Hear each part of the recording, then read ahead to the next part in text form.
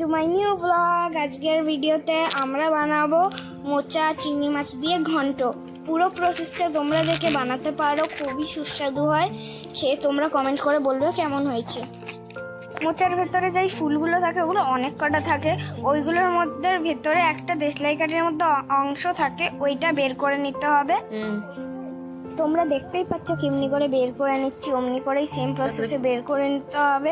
তারপর তো গাইস তোমরা দেখতেই পাচ্ছ আমাদের সবকটাই ছাড়ানো হয়ে গেছে।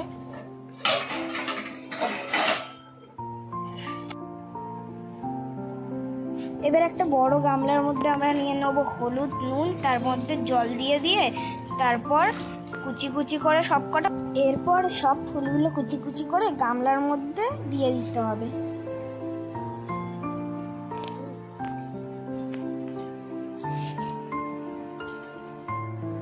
দেখো গাইস আমাদের সব কাটা হয়ে গেছে। তারপর ওই জলের মধ্যে আমাদের ওইগুলোকে ধুয়ে নিতে হবে, তারপর জল দিয়ে আবার নুন হলুদ দিয়ে ওইটা দিয়ে দিতে হবে।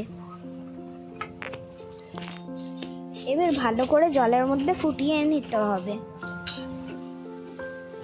তো এবার ভালো করে ফুটিয়ে নেবার পর জলটাকে ঝরিয়ে নিতে হবে।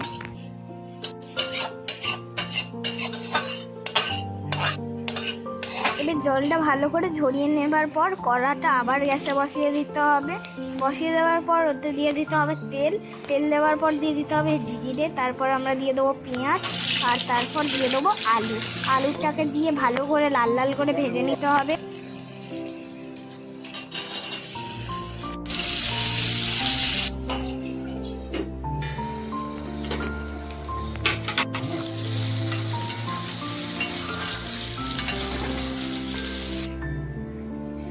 এবার টমেটো আর আদা রসুন দিয়ে কষতে হবে ভালো করে।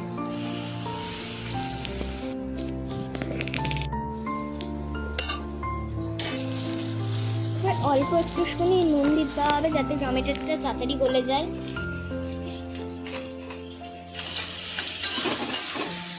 এবার চিংড়ি মাছ দিয়ে কিছুক্ষণ ভালো করে কষে নেবো।